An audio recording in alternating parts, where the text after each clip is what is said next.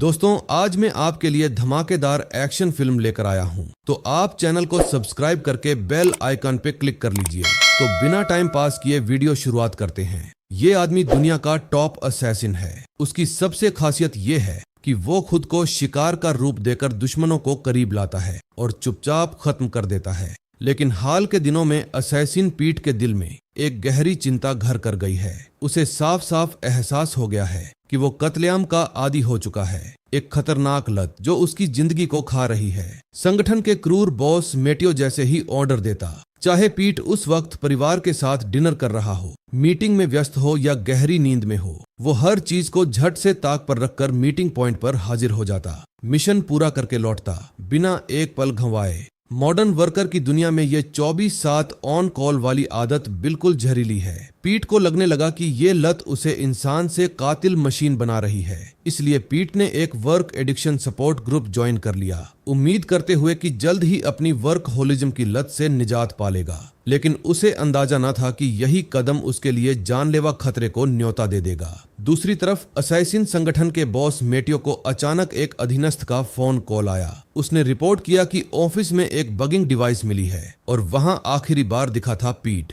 ये सुनते ही मेटियो का चेहरा पथरा गया, आंखों में कातिलाना चमक उभर आई। पीट पर संगठन के गद्दार होने का शक हो गया, लेकिन इस वक्त वो बेचारा बिल्कुल बेखबर था। अपने सपोर्ट ग्रुप के सेशन में लत छुड़ाने की बातें कर रहा था। सपोर्ट ग्रुप के मेंबर्स को गुड बाय कहकर पीट सड़कों पर बिना मंजिल के भटकने लगा। साधारण लोगों को जिंदगी की जद्दोजहद करते देखा, रिक्शा चलाते, दुकानें सजाते, परिवार के लिए पसीना बहाते, तो उसके दिल में एक अजीब सी भावना उमग आई। शायद जलन, शायद ईर्ष्या, या फिर आजादी की चाह। लेकिन गहरे में उतरने से पहले ही बॉस के भेजे हुए आदमियों ने उसे घेर लिया और खींच ले गए। पीट और गंजे पहलवान रीपर के बीच पुरानी यारी साफ झलक रही थी। वो दोनों सालों से एक दूसरे के राजदार रहे। शुरू में पीट को लगा रीपर बस मस्ती में है, तो खुद भी हंसते हंसाते रग्बी मैच की पुरानी बातें छेड़ दी और कुछ मजेदार जोक्स ठोक दिए। लेकिन अचानक बात का रंग तब बदल गया जब रीपर ने रग्बी के स्कोर से सीधा टॉर्चर के हथियारों और तकलीफें देने के तरीकों पर आ गया। पीट के होश उड़ गए, समझ न आया ये मजाक है या खतरनाक हकीकत। भट्टी में तेज धधकती लपटें देखते ही पीट का दिमाग चीख उठा। ये लोग मजाक या पूछताछ के लिए नहीं आए, कत्ल के मूड में हैं। एक पल की देर न की, बिना बोले पहला घातक वार किया। चाकू की तरह तेज मुक्के और घुटनों के धब्बे। टॉप असैसिन के लिए एक बनाम 10 कोई बड़ी बात न थी। सालों की ट्रेनिंग ने उसे इंसानी हथियार बना दिया था। कुछ ही मिनटों में रीपर के सारे गुंडे चीखते तड़पते फर्श पर लोटपोट हो गए। हाथ पैर टूटे, नाक मुंह फूटे। रीपर खुद पीट की बेरहमी से छिल गया, खून से तरबतर सांसें उखड़ती, बस दयनीय हालत में तड़प रहा। ये देखकर पीट को थोड़ी नरमी आ गई। पुराने दोस्त पर तरस खाकर दयालुता से कहा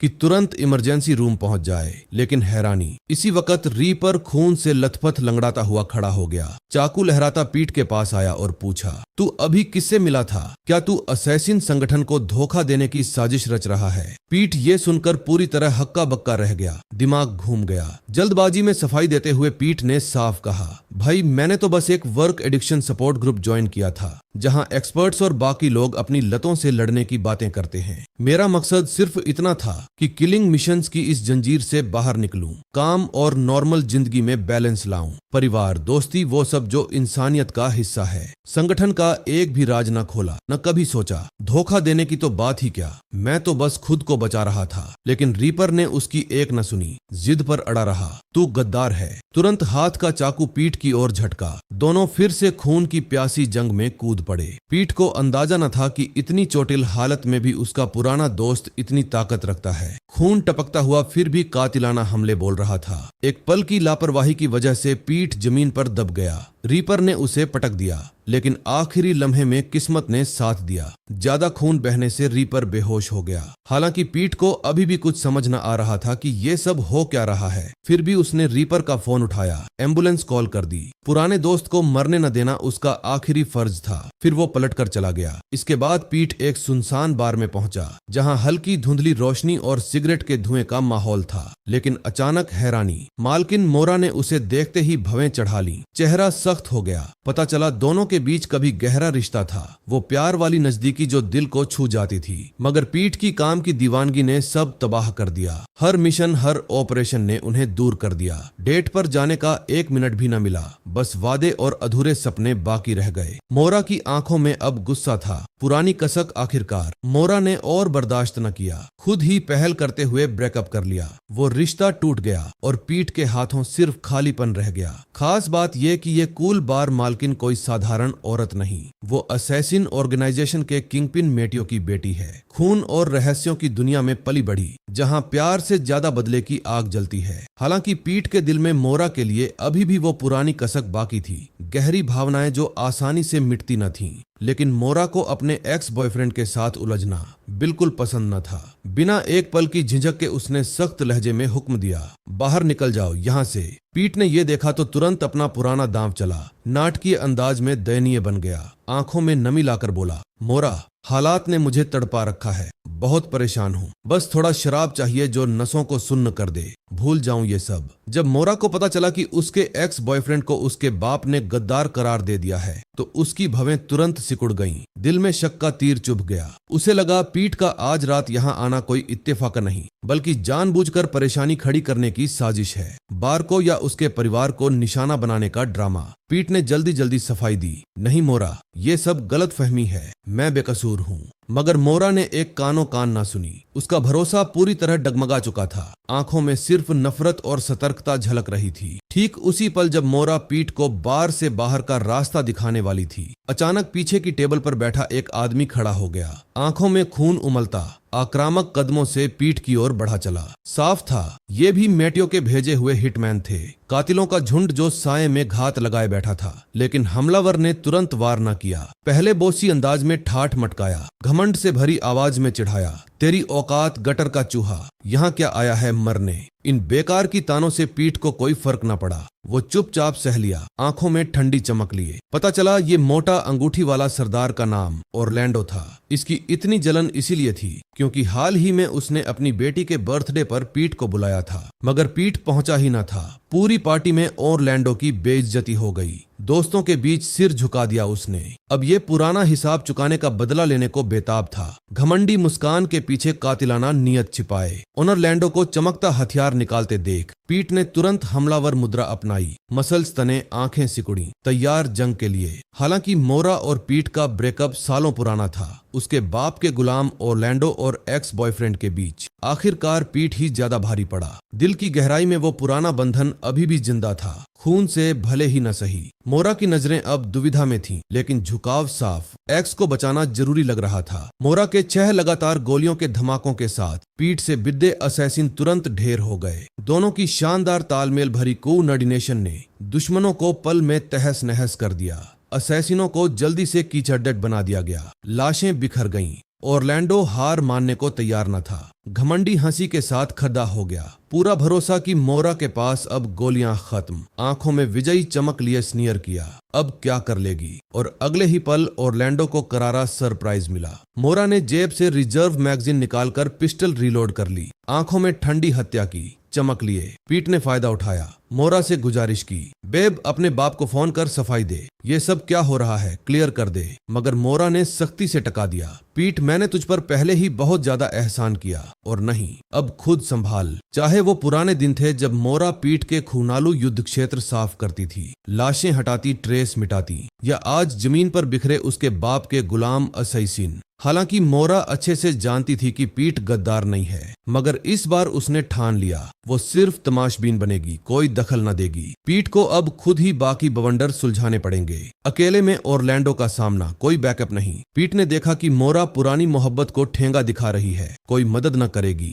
दिल में गुस्सा उफाना तो उसने सोचा दोस्तों को बुलाऊं, बैकअप लाऊं। तभी बार के बाहर कदम रखते ही अचानक दूसरा झुंड असैसिन ने उसे धक्का देकर कार में ठूंस दिया। कोई चेतावनी न, सीधे किडनैप। साए से निकले कातिल, दरवाजा जोर से बंद, इंजन गर्जना। पीठ फंस गया दुश्मनों के जाल में। कार में चश्मा लगाए सरदार का नाम मिंगुआ था, पीठ का पुराना परिचित, जिसके साथ थोड़ी पर्सनल दुश्मनी भी थी, पुराने झगड़ों की कसक। उसी पुराने सवाल का सामना करते हुए पीठ ने फिर जोर देकर कहा, मैंने कोई गद्दारी नहीं की। और उत्सुकता से पूछा, मेटियो ने कितने पैसे दिए हैं जो तुम सब दुनिया भर से इकट्ठे होकर मेरे पीछे पड़े हो? क्या प्राइस है मेरी जान पर। जब पता चला कि मेटियो ने सिर्फ $5 लाख का इनाम रखा है पीट की जान पर, तो पीट को हंसी आ गई। इतनी सस्ती अपनी कीमत। आधा जीवन खून पसीना बहाया, बस इतने में बिक गया। ठीक उसी पल उसकी नजर पास बैठे दोनों असैसिनों के हाथों में तेजर पर पड़ी। वो करंट वाले हथियार चमक रहे थे। दिमाग में तुरंत एक ढांसू प्लान कौंध गया, आंखों में शरारत भरी चमक। मिंगुआ को पैसेंजर सीट पर एक पल के लिए लापरवाह होते देख पीट ने मौका लपका।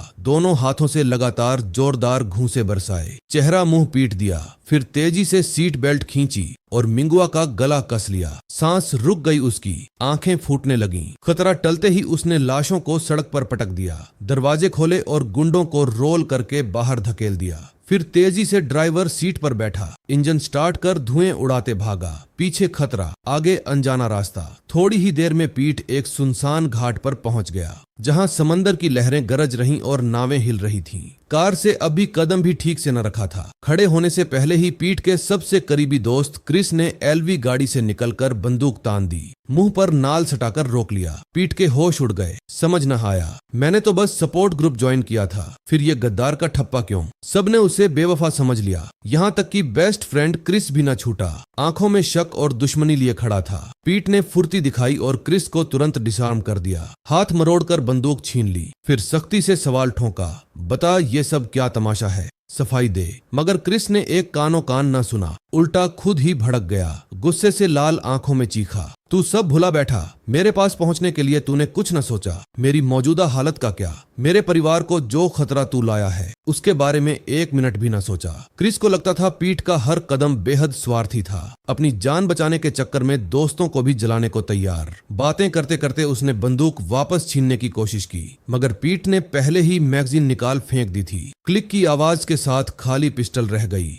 दोनों ने तीखे शब्दों का आदान प्रदान किया, फिर खून की प्यासी भिड़ंत में कूद पड़े। हाय हुल्लड़ में क्रिस का फोन जमीन पर गिर गया, स्क्रीन चमकती छूट गई। दोनों खून के घूंट पीकर भयंकर जंग लड़ रहे थे। तभी अचानक क्रिस के फोन की घंटी बजी। हवा में तनाव का पल। रिंग सुनते ही दोनों एक साथ रुक गए, जैसे कोई अनकहा संकेत मिला हो। सांसें थम गईं। कॉल क्रिस की बीवी का था। उसकी हांफती आवाज सुनकर उसे शक हो गया। कहाँ है तू? किसी और औरत के साथ। लेकिन सही वक्त पर पीट ने बीच में कूदकर सफाई दी, अरे नहीं जी, हम बस वर्कआउट कर रहे थे, भाई का एक्सरसाइज सेशन है, सब ठीक है। तभी क्रिस की बीवी के दिल का शक मिटा। उसने राहत की सांस ली, ठीक है, घर जल्दी आना। साफ था कि क्रिस और पीट का रिश्ता कितना गहरा था। परिवार वाले भी एक दूसरे पर आंख मूंद कर भरोसा करते थे, भाईचारा खून से भी गहरा। फोन कटते ही दोनों फिर से भिड़ गए, क्योंकि पीट अभी भी जिद पर अड्डा था, सफाई देने को बेताब, मुक्कों की बौछार के साथ। क्रिस को भी यही लगता था कि पीट बेहद स्वार्थी है। कितनी बार उसने घर बुलाया, पर पीट ने स्टैंड अप कर दिया, एक बार भी न आया। यहाँ तक कि जब उसकी बेटी हॉस्पिटल में भर्ती हुई, तब भी पीट ने विजिट न की, कोई खबर न ली। आखिरकार क्रिस को यकीन हो गया कि पीट की नजरों में मिशंस के सिवा कुछ था ही नहीं, न दोस्ती न परिवार, बस टास्क और खून की होड़। वो पूरी तरह दोस्तों की परवाह ही न करता था, न भाईचारे की कद्र न रिश्तों की। जंग के बाद क्रिस ने गंभीर होकर हालात का विश्लेषण किया। अगर पीट सचमुच गद्दार नहीं है, तो इकलौता रास्ता यही है, समस्या की जड़ ढूंढो और बॉस से सुलह कर लो, वरना हंटर्स की तादाद और बढ़ेगी, दुनिया भर से कातिल पीट के पीछे पड़ जाएंगे। क्रिस ने ये कहते ही अपनी एलवी गाड़ी में सवार हो लिया, पीछे मुड़कर न देखा, इंजन की गर्जना के साथ गायब। हालांकि पीट को अभी भी लगता था कि वो गलत नहीं है, मगर उसे मानना पड़ा कि क्रिस की बात में दम था। मेटियो से सीधे मिलना नामुमकिन था, खतरे का पहाड़, सबसे सही रास्ता वही। मोरा को मनाओ, उसकी मदद लो। इसीलिए घाट छोड़ते ही पीट फिर अपनी एक्स गर्लफ्रेंड के पास दौड़ा, बार की ओर उन्माद भरी रफ्तार से। जब मोरा को पता चला कि पीट अभी अभी क्रिस से मिलने गया था, तो उसने बिना लाग लपेट के कटाक्ष कसा, हर किसी की अपनी जिंदगी होती है मोरा, फैमिली हो, शौक हो या दोस्त, ये सब काम से अलग है। बस तू ही डूबा रहता है उन मिशंस में, दिन रात बिजी। जो लोग तुझसे प्यार करते हैं उनकी परवाह ही न करता।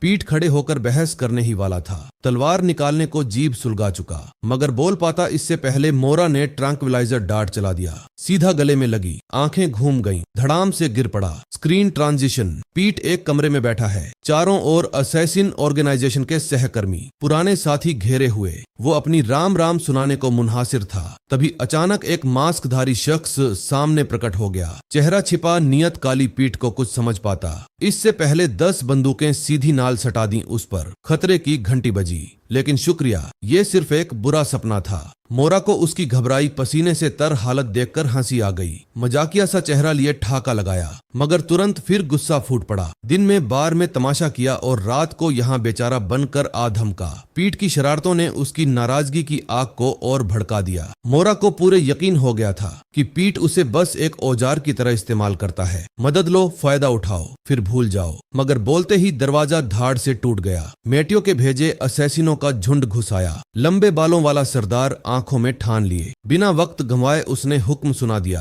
पीट को हथकड़ी लगाओ अभी। लेकिन गुंडों को हरकत में लाने का मौका मिला भी न था कि मोरा के ट्रैंक्विलाइजर डार्ट्स ने उन्हें एक एक कर ढेर कर दिया। शानदार निशाना, साए में मौत। अगले ही पल लंबे बालों वाला सरदार हैरानी से आंखें फाड़ता बेहोश गिर पड़ा। बाकी 4 गुंडों का सामना पीट और मोरा ने आसानी से किया। परफेक्ट टीम वर्क, मुक्के लातों की बौछार के साथ सबको तहस नहस। एक गुंडे के चंगुल में फंसे पीट को देखकर मोरा ने एक पल भी इंतजार न किया, तुरंत आगे बढ़ी और मदद को कूद पड़ी। आंखों में पुरानी चिंगारी फिर लौट आई। आखिरकार उनकी शानदार तालमेल भरी कोऑर्डिनेशन ने बाकी 4 गुंडों को बेहोश कर दिया। मुक्के लातें और चतुराई का तगड़ा कंबो। पीट को लगा मोरा के दिल में उसके लिए अभी भी वो पुरानी मोहब्बत बाकी है, वरना इतनी जान जोखिम में क्यों डालेगी। इसीलिए पीट ने मौका लपका। ये सही माहौल था। दिल की गहराई से मोरा के लिए अपनी मोहब्बत का इजहार कर दिया। आंखों में सच्चाई भरे बोला, मोरा तू अभी भी मेरे दिल में है, हमेशा रहेगी। वो पुराना प्यार मरा नहीं।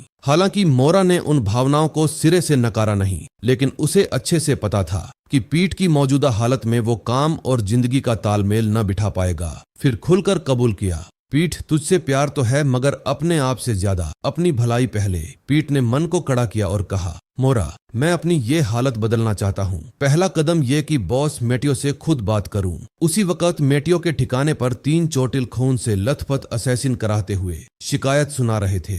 बॉस का मूड खराब से खराब, गुस्से से फूंकता चेहरा। टॉप एक्सपर्ट्स भेजे थे, वापस कूड़े के ढेर लौट आए। ये क्या तमाशा है। लेकिन तीनों असैसिनों को मेटियो के बिगड़े मूड का अंदाजा ही न था। उल्टा ढिंढोरा पीटने लगे, हम ही तो ऑर्गेनाइजेशन के असली एक्सपर्ट हैं, बाकी नाम के। ठीक उसी पल मेटियो का गुस्सा फट पड़ा, गरज कर चिल्लाए, चुप रहो काफिर। ऑरलैंडो ने बेवकूफी की, बोला, पीट को मारते वक्त मोरा हमेशा बीच में आ जाती, एक टांग तो तोड़ ही दी उसने। बेटी से प्यार करने वाले बाप के लिए ये बर्दाश्त कहाँ। मेटियो ने तुरंत धमकी सुना दी, जुबान संभाल, वरना। मोरा का स्वभाव बिल्कुल अपने बाप जैसा है, नाकाम लोगों को बिना हिचकछड़ खत्म कर देना, जैसे तू। तभी मेटियो के फोन की घंटी बजी। ये मोरा के फोन से पीट का कॉल था। गद्दार की आवाज सुनकर मेटियो को लगा उसने बेटी को किडनैप कर लिया है। ये सुनते ही पीट ने फौरन बॉस को सफाई दी, मैं ऑर्गेनाइजेशन के किसी को धोखा न दूंगा, उन दोनों को तो बिल्कुल नुकसान पहुंचाऊंगा। पता चला सालों पहले पीट तो बस एक भटकता हुआ फकीर था, कोई बेस कोई पहचान नहीं। मेटियो ने ही उसे नौकरी दी थी, एक परिवार का एहसास कराया जब पता चला कि वो उसकी बेटी से डेट कर रहा है। यहाँ तक कि रिश्तेदारों जैसा मान दिया था, खून से न सही भरोसे से बांध लिया। लेकिन अब मेटियो का इतना गुस्सा इसलिए फूट रहा था क्योंकि उसे लगता था उसका भरोसा पानी में चला गया। फिर भी ये सुनकर पीट चुप न रहा, तीखे लहजे में जवाब दिया, मैंने तेरे लिए कितनी मुसीबतें सुलझाई हैं और अब तू मेरे पीछे हंटर भेजता है, वो भी बस $5 लाख की फीस पर। कम से कम प्राइस तो बढ़ा दे ताकि मुझे लगे ये थोड़ा इंसाफ है। पीट के ये बोल मेटियो को आग बरसाने पर मजबूर कर गए। गुस्सा 7वें आसमान पर। उसने फौरन चेतावनी सुना दी, अपनी औकात पहचान सिपाही, राजा और प्रजा में फर्क समझ। अगर हंट बंद करवाना है तो सुबह होने से पहले सबूत ला कि तू गद्दार नहीं, वरना इनाम की रकम 2 गुनी तिगुनी करता रहूंगा जब तक तेरी लाश ना आ जाए। फोन कटते ही पीट सोच में डूब गया, अब क्या करें, रास्ता कहाँ। तभी मोरा के दिमाग में अचानक एंजेल का ख्याल कौंध गया। आंखों में एक चमक सी आई, जैसे ही एंजेल को मार डालेंगे पीट अपनी बेगुनाही साबित कर सकता है। ये सोच मोरा के दिमाग में कौंधी। एंजेल तो सालों से मेटियो का कट्टर दुश्मन था, खून का बदला खून से चुकाने वाली। अगर उसे खत्म कर दिया तो गद्दार होने की अफवाह अपने आप उड़न छू हो जाएगी, सबके मन का शक मिट जाएगा।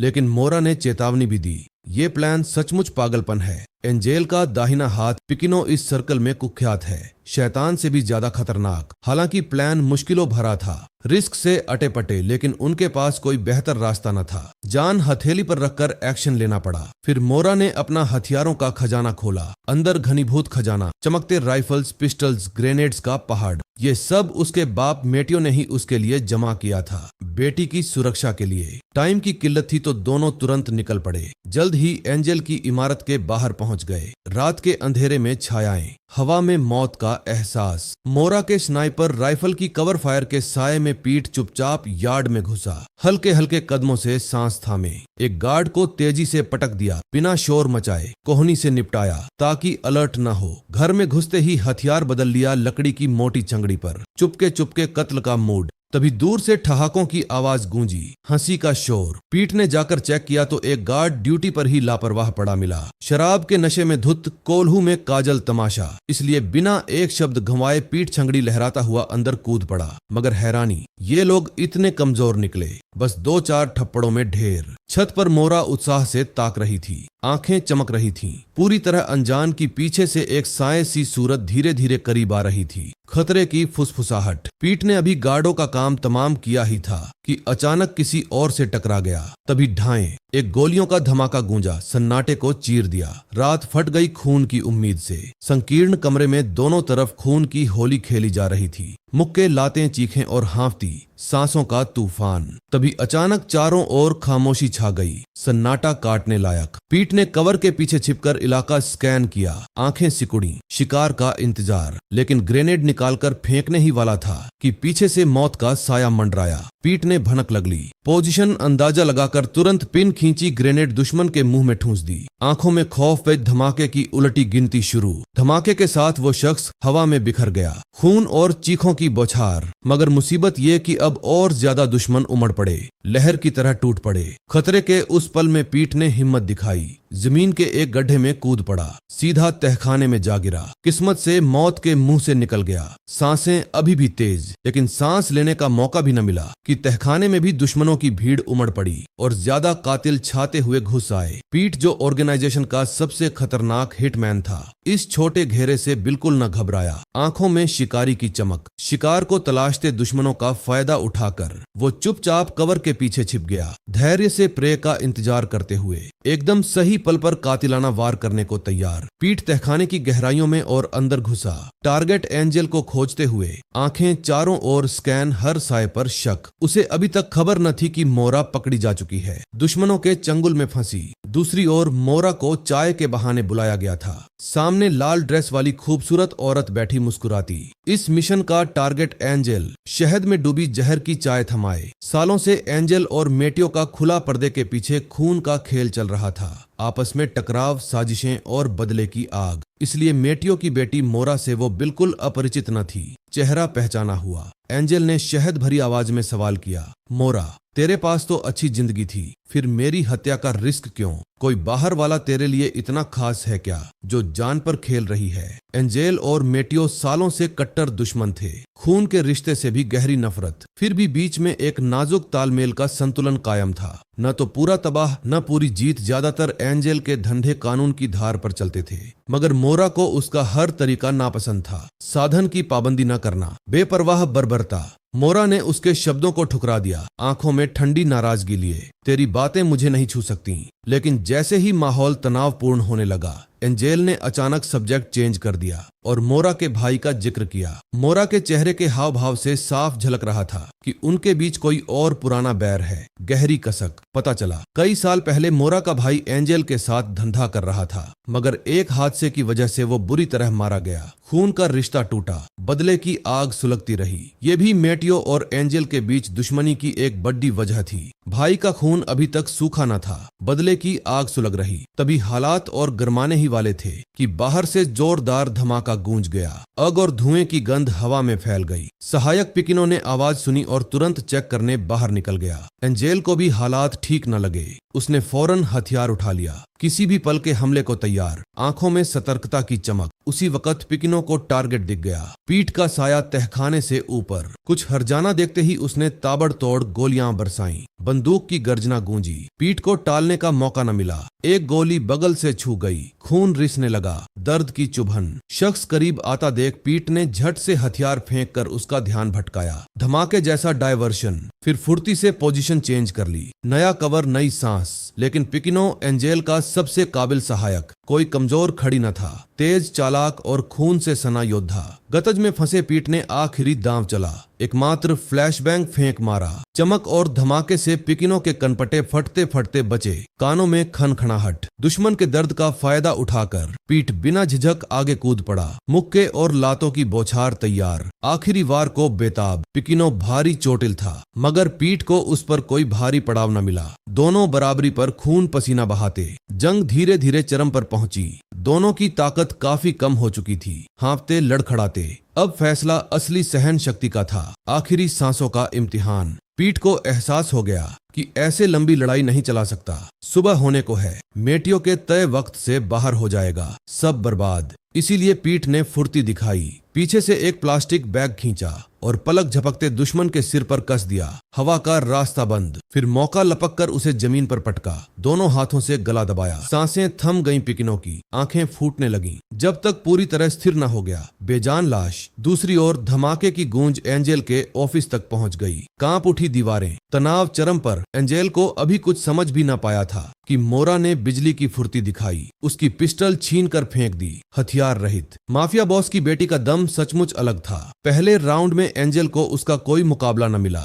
पटक दिया गया। लेकिन जैसे जैसे एंजेल की हालत सुधरी, उसने अपनी भारी हाई हील्स उतार फेंकी। अब असली जंग शुरू। नंगे पैरों की खून आलू भिड़ंत मोरा से दोनों ने दे दे मारामारी की लंबी जंग लड़ी। कभी मोरा ऊपर, कभी एंजेल। विजेता तय करना मुश्किल। मोरा जमीन पर गिरते ही मौका लपका। एंजेल को जोरदार लात जड़ दी, फिर फुर्ती से खड़ी हो 360 डिग्री चक्कर काटा। एंजेल का बैलेंस बिगड़ गया, चक्कर आने लगे। पूरी दिशा भ्रमित एंजेल पागलों सी हो गई। जंगली आग की तरह मोरा का गला दबाया उसने, तुरंत पैसिव मोड में धकेल दिया। दबाव चरम पर। ऐसे दबाव में रही तो पल भर में दम घुट जाएगा, सांसें थम जाएंगी। तभी शोर सुन पीठ दौड़ा आया। Timing perfect, climax interrupt. लेकिन जैसे ही पीठ मदद के लिए दौड़ने को था, उसे खतरा महसूस हुआ। कोई और भी मौजूद, सही पकड़ा। अंधेरे से एक साए ने अचानक हमला बोल दिया। बिना बोल पीठ पर टूट पड़ा। कई राउंड की भयंकर भिड़ंत के बाद पीठ का शरीर हार मान गया। थकान चरम पर। पलक झपकते दुश्मन ने उसे दबोच लिया, काबू में कर लिया। उधर मोरा अभी भी जूझ रही थी,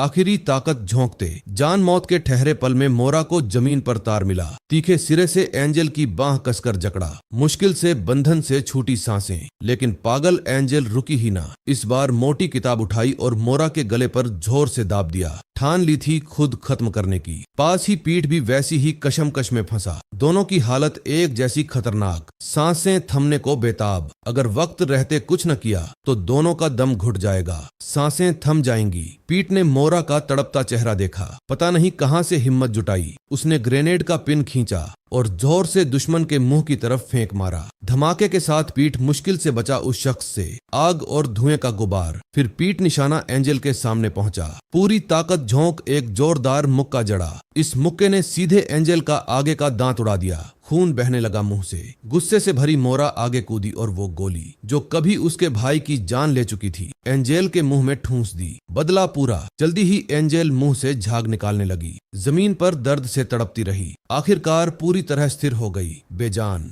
बड़ी दुश्मनी का फैसला हो गया। मोरा के दिल को बस राहत मिली, बोझ उतर गया। अब बस एक आखिरी काम बाकी था, मिशन को परफेक्ट पूरा करने को। दोनों ने शेल्फ से कैमरा उठाया और एंजेल की लाश के साथ सेल्फी का तांता बांध दिया। Trophy shots. जब वे लौटे, दोनों सड़क किनारे बैठे गपशप में लग गए। थकान के बीच गहरी बातें। इस हादसे ने दोनों को एक दूसरे की कीमती अहमियत का एहसास करा दिया। रिश्ता मजबूत हो गया। पीठ को भी आंखें खुलीं। सालों से जिंदगी बर्बाद की थी व्यर्थ में। अब मोरा के साथ दोबारा जुड़ना चाहता था। वो जिम्मेदारियां निभानी थीं जो कभी न निभाई। जिंदगी को सार्थक बनाना था। इसी पल मेटियो को खबर मिली और वो पहुंच गया, चेहरे पर हल्की मुस्कान। असल में उसे हमेशा से पता था कि पीट गद्दार नहीं, बल्कि ये सब उसका जानबूझकर रचा खेल था। पीट को बेगुनाही साबित करने का मौका इसलिए दिया ताकि वो अपना लोहा मनवा ले। मेटियो ने उसे हमेशा अपना उत्तराधिकारी मान रखा था, तराशने लायक। अब एंजेल को सफलतापूर्वक खत्म करके पीट ने न सिर्फ अपने अंडरलिंग्स को पूरा यकीन दिला दिया, बल्कि दिल के कोने में छिपे खतरे को भी मौका पाकर मिटा दिया। एक तीर से दो निशाने, ऐसा मौका कौन छोड़ेगा। आखिरकार मोरा और पीट एक साथ लौट आए। रिवेंज से प्यार तक का परफेक्ट क्लोजर। कई सालों बाद उनके पास एक प्यारा सा जुड़वां जोड़ा था और एक मुलायम फूला फूला कुत्ता। Perfect family. फिर से वे खुशहाल सार्थक जिंदगी जीने लगे। रिवेंज की आग से घरेलू आंगन तक का सफर। आज की कहानी यहीं खत्म। धन्यवाद। इस फिल्म के बारे में क्या सोचते हो नीचे कमेंट करो।